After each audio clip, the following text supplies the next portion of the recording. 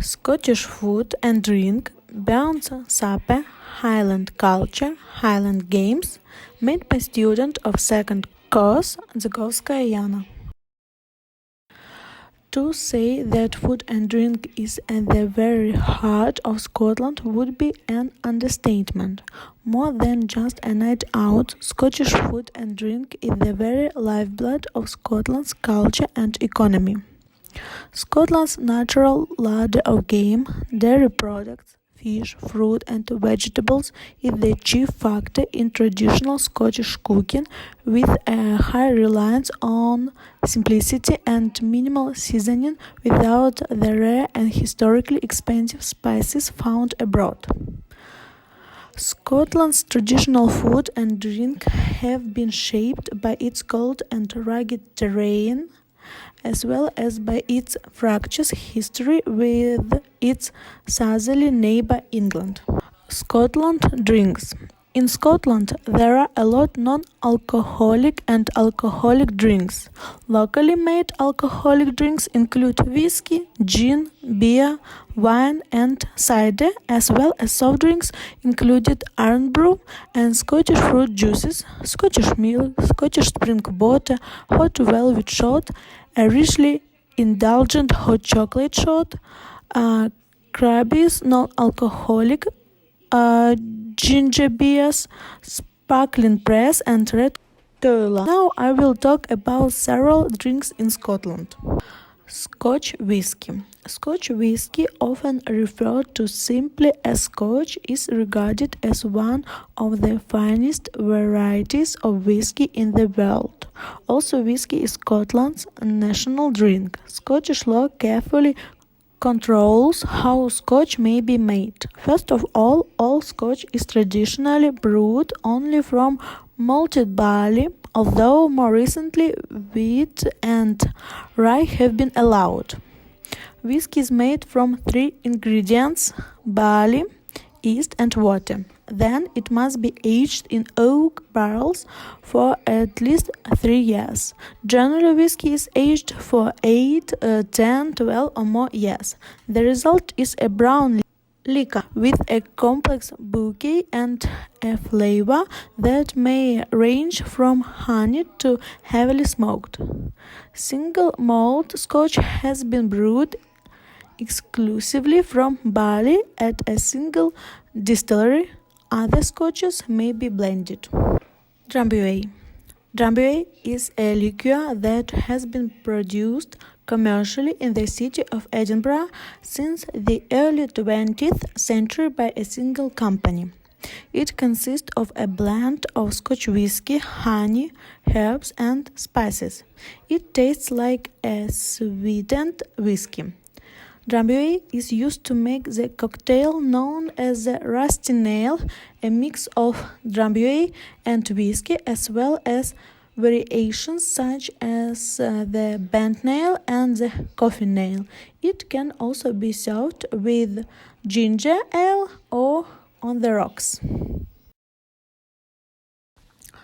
With our rolling rural hillsides, clear coastal waters and lush fertile lands, Scotland produces some of the best and most sought-after natural produce in the world.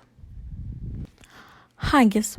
Scotland's national dish is haggis, a savory meat pudding containing sheep's blood, heart, liver and lungs, minced with onion, oatmeal, suet, spices and salt, mixed with stock and cooked while traditionally encased in the animal's stomach, though now often in an artificial casing instead. Haggis is popularly assumed to be of Scottish origin, but many countries have produced similar dishes, albeit with different names. It is the national dish as a result of Scots poet Robert Burns' poem Address to a Haggis of 1787. Haggis is traditionally served with nips and tatties, boiled and mashed separately, and a drum a glass of Scotch whiskey, especially as the main course of a burnt supper. Scottish porridge, a favorite and a staple across Scotland for centuries. Porridge isn't something you would typically associate it with being Scottish, but it has been synonymous with the country throughout the years and is still a healthy option we all eat today. Porridge is a staple of the Scottish diet, ideal for staving off the winter chill. Some like it sweet, some salty. A porridge can be made from a variety of grains which are boiled in water or milk and served as a hot cereal.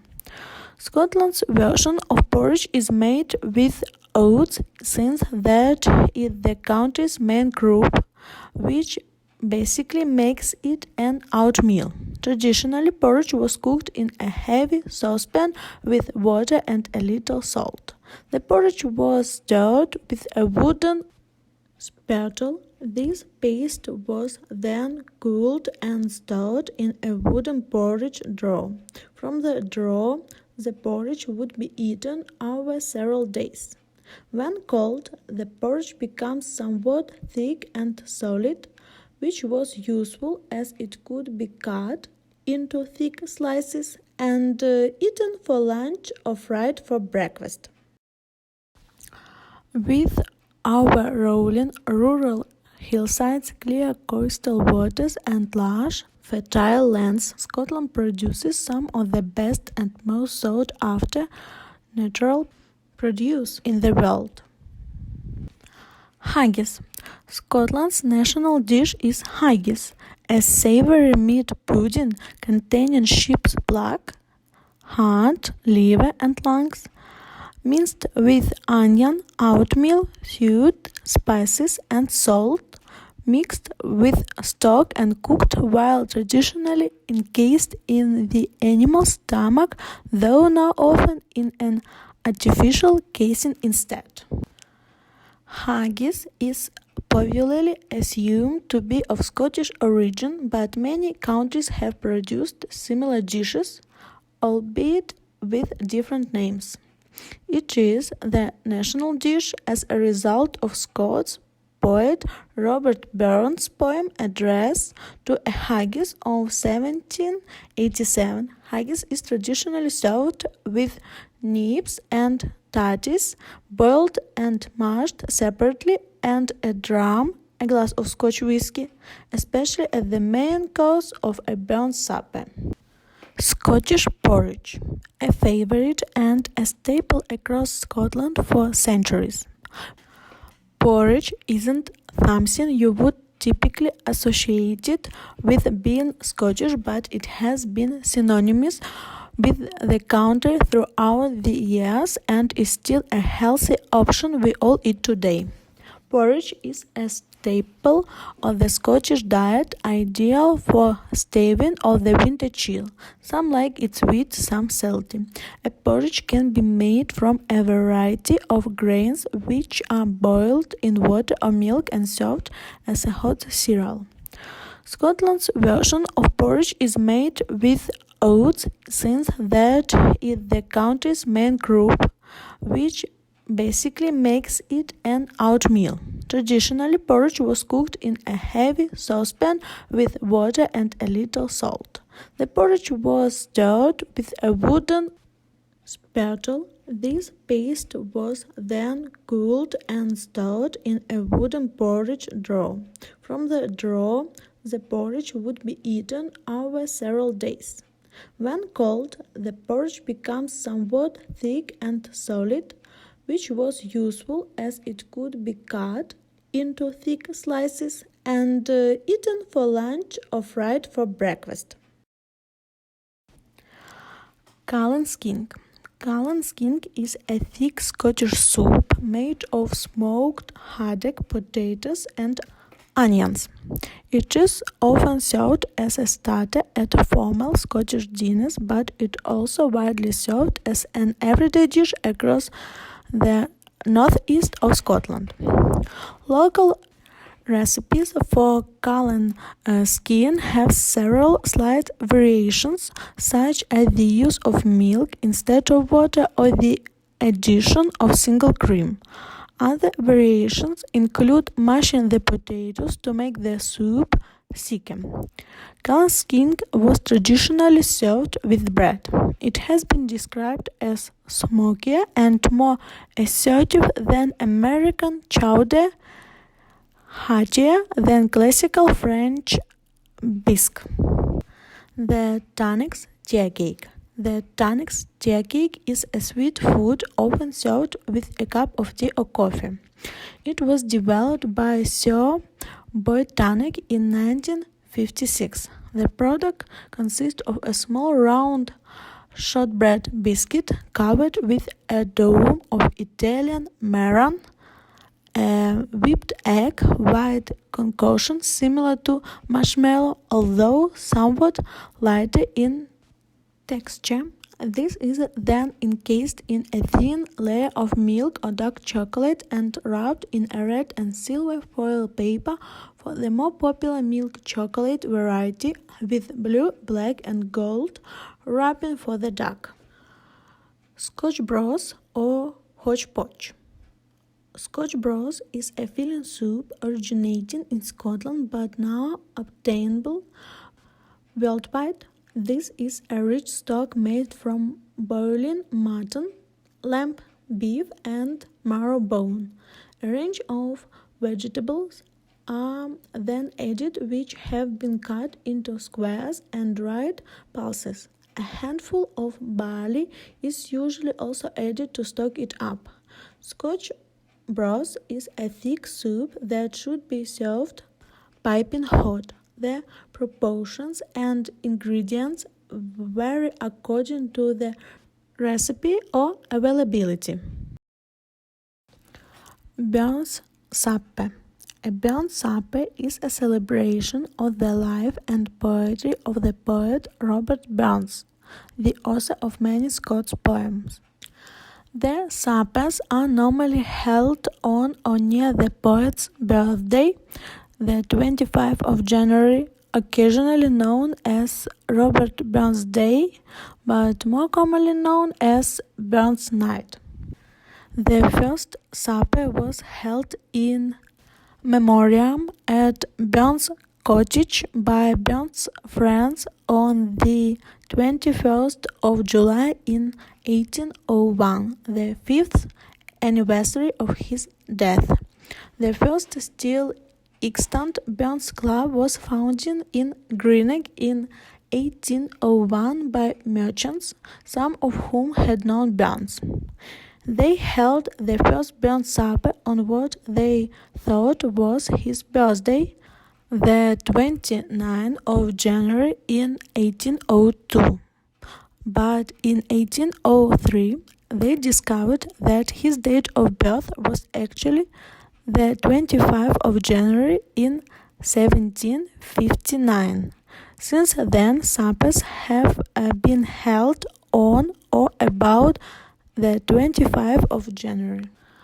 Burns suppers may be formal or informal. Both typically include haggis, a traditional Scottish dish celebrated by Burns in address to a haggis, Scotch whisky, and the recitation of Burns poetry. Formal dinners are hosted by organizations such as Burns Clubs, the Freemasons, or St. Andrews societies. They occasionally end with dancing when ladies are present. Formal suppers follow a standard order. Everyone enjoys a hearty feast, which includes haggis, nips and tarties, rounded off with drams of whiskey. Some of Burns' poems and songs are recited and tributes are made to the great bard. Each Burns supper is individual, but the running order normally goes something like this. To start, everyone gathers, the host says a few words, everyone sits, and the Selkirk Grace is said. The starter is served, the haggis is piped in, the host performs addressed to a haggis. Everyone toasts the haggis and the main meal is served, followed by dessert. After the meal, the first Burns recital is performed. The immortal memory is given. The second Burns recital is performed. Then there's a toast to the lasses, followed by a reply to the toast to the lasses before the final Burns recital is performed. To end the night, the host gives a vote of thanks. Everyone stands and sings, crossing their arms and joining hands at the line, and there's a hand, my trusty fear. But remember, if you hold your own, you can follow as much or as little of this running order as you like. You could even make your own additions. Hold a quiz, play an epic Scottish Spotify playlist, add a Kaylee, include a treasure hunt. We don't think Robert Burns would mind at all, as long as you are having fun. Scotland's Highland Games are usually one-day events taking place in outdoor spaces in spring and summer across the country and other countries with a large Scottish diaspora. Highland Games have been a part of Scotland's culture for hundreds of years and are just as popular today as they have ever been. Built around traditional Highland sports such as keiba toss, tug-of-war, and the hammer throw, a Highland Games event also includes Highland dancing and music and lots of family fun such as food and craft stalls and games. Many events will also involve livestock events, parades, and even best-dressed pet competitions. Some Highland Games continue into the night with more music gigs, Kayleys and discos. Every Highland Games event has a unique character and traditions, and many are held in simply stunning locations. Some believe the roots of the Highland Games date as far back as the 11th century when King Malcolm III called a foot race in the hopes of finding the fastest runner in the land to become his personal courier. Many games still include a hill race. The games evolved into a test not only of strength and stamina but also of creative dance and music skills to keep kings, queens, and clan chiefs entertained. The games originated in impromptu competitions at clan assemblies summoned by the chiefs for hunting, military exercise, and the conduct of clan business generally. The complete breakup of the clan organization after the Jacobite Rebellion of 1745 put an end to these gatherings. Highland Games as we know them today have been celebrated around Scotland since the 1800s and regularly draw in crowds of thousands. In their original form many centuries ago, Highland Games revolved around athletic and sports competitions, though other activities were always a part of the festivities. Many today still consider Highland athletics to be what the games are all about. In short, that the athletics are the games and all the other activities are just entertainment. Although quite a range of events can be a part of the Highland athletics competition, a few have become standard. Keiba toss. A long log is stood upright and hoisted by the competitor who balances it vertically, holding the smaller end in his hands. Then the competitor runs forward, attempting to toss it in such a way that it turns end over end with the upper end striking the ground first. The smaller end that was originally held by the athlete then hits the ground in the 12 o'clock position measured relative to the direction of the run. If successful, the athlete is said to have turned the keiba. cables vary greatly in length, weight, taper, and balance, all of which affect the degree of difficulty in making a successful toss. Competitors are judged on how closely their throws approximate the ideal 12 o'clock toss on an imaginary clock. Stone put. This event is similar to the modern-day shot put as seen in the Olympic Games. Instead of a steel shot, a large stone of variable weight is often used. There are also some differences from the Olympic shot put in allowable techniques. There are two versions of the stone toss events, differing in allowable technique. The Brahma stone uses a 20 to 26 pound stone for men and doesn't allow any run up to the towboat or trick to deliver the stone. In the open stone, using a 16 to 22 pound stone for men, the thrower is allowed to use any throwing style so long as the stone is put with one hand with the stone resting cradled in the neck until the moment of release. Most athletes in the open stone event use either the glide or the spin techniques. Scottish hammer throw.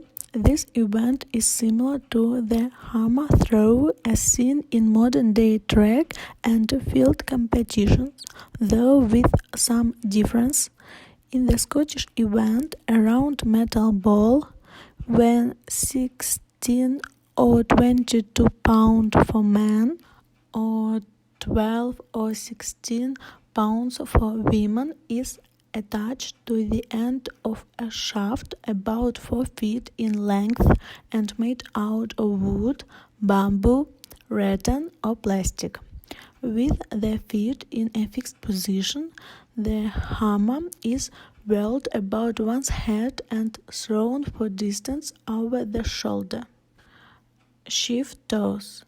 A bundle of straw, the sheaf weighing 20 pounds for the men and 10 pounds for the women and wrapped in a burlap bag, is tossed vertically with a pitchfork over a raised bar, much like that used in pole vaulting. The progression and scoring of this event is similar to the weight over the bar.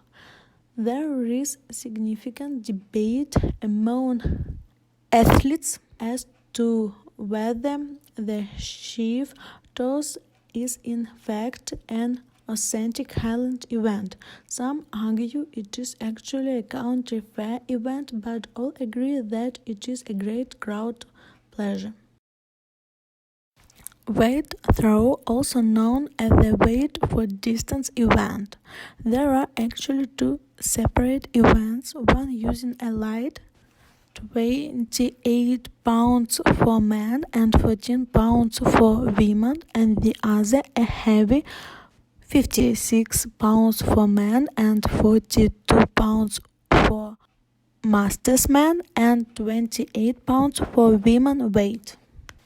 The weights are made of metal and have a handle attached either directly or by means of a chain. The implement is thrown using one hand only, but otherwise using any technique. Usually a spinning technique is employed. The longest throw wins. Weight over the bar, also known as weight for height. The athletes attempt to toss a 56-pound weight with an attached handle over a horizontal bar using only one hand. Each athlete is allowed 3 attempts at each high. Successful clearance of the high allows the athlete to advance into the next round and a greater high. The competition is determined by the highest successful toss, with fewest misses being used to break tie scores. For many Highland Games Festival attendees, the most memorable of all the events and the games the massing of the pipe bands or bass bands, when hundreds of pipers and drummers from different groups come together to play and march in unison. Normally held in conjunction with the opening and closing ceremonies of the games, as many as 20 or more pipe bands will march and play together. The result is a thunderous rendition of Scotland, the Brave or Amazing Grace, and other crowd-pleasing favorites. Dancers give dazzling displays of fancy footwork in Scottish dances such as the sword dance and the famous Highland fling.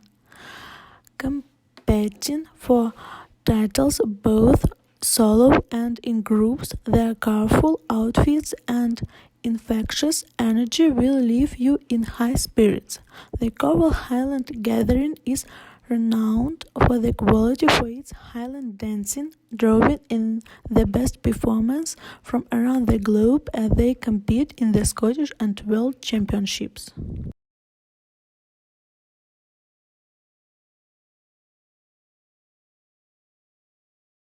Thank you for your attention.